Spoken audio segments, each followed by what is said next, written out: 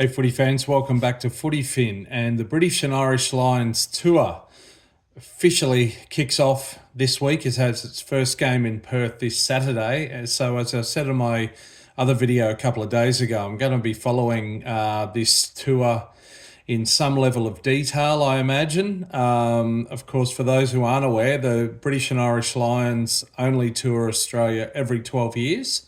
So it's a special event. The best players from Ireland, Scotland, Wales and England combine in one team.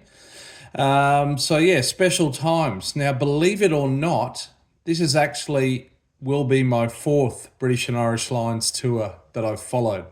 Now, I know some of you will be amazed and can't believe that I'm that old or that I was alive in 1989, but indeed I was, and it was around about that era that I was first getting into rugby union in earnest and also beginning to play it after playing the other code for a while. Special times, special memories. Just I'll elaborate on this over time, but just in brief, 1989, who could forget the Battle of Brisbane? But then heartbreak for Wallabies fans late in the third test where David Campese bamboozled his fullback, Greg Martin, and led to a drop ball, and Welsh winger Ian Evans ran through and scored what was a series-winning try. 2001, in the third test, Justin Harrison, a Wallabies lock playing in his test debut with just minutes to go, stole an attacking line-out, stole the ball off Martin Johnson and helped seal a historic first ever series win for the Wallabies. Then 2013, Test 1 here in Brisbane. Curtly BIL, after the Wallabies' first choice kicker Christian Lealiafano went off with a concussion, Curtly BIL, who'd just done a stint in alcohol rehab a few months earlier, I've just learnt, had a kick after the siren, a penalty, long-range one, to win the game, and in wet conditions he slipped over as he took the kick and missed it. So what will be an analogous memory from the 2025 tour? Well, only time will tell, of course. Now, over the course of this tour, and it runs all the way through until the third test in Sydney on the 2nd of August. So it's a long tour. It's a bit of a journey. I'm asking you to come on with me. I'm planning to explore this question, and I don't have any preconceived answers at the moment. I've got a few ideas, but what's the value of the British and Irish Lions? What's the value of the Lions and their tours in 2025? And I'm talking globally, but then also more specifically here in Australia. You might be surprised to know that they're not household names. They're not really known of across the broader population, beyond the rugby community, which is fairly small in Australia, the British and Irish Lions, I mean. So yeah, what's the value of the Lions in 2025? I'll be exploring that.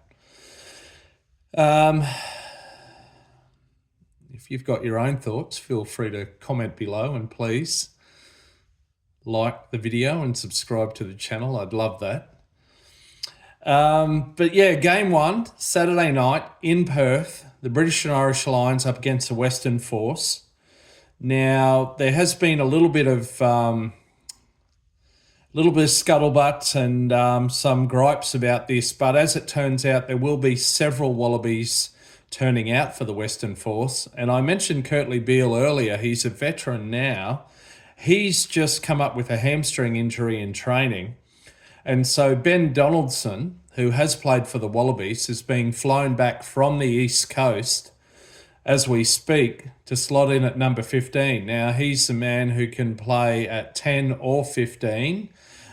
He did feature in a couple of games in the last Rugby World Cup. I think he made his debut at the World Cup. And in my view, he is actually challenging for the Wallabies number 10 jersey. So that'll be interesting.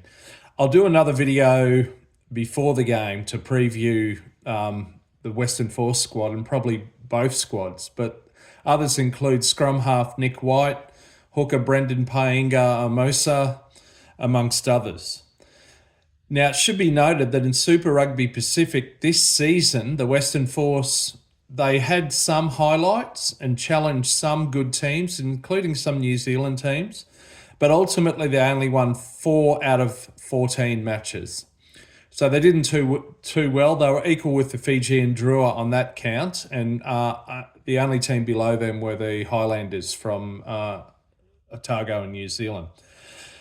In addition, the Western Force have not played. I mean, ordinarily, that's the end of the Super Rugby season and they really wouldn't play again until next year. They haven't played in 4 weeks.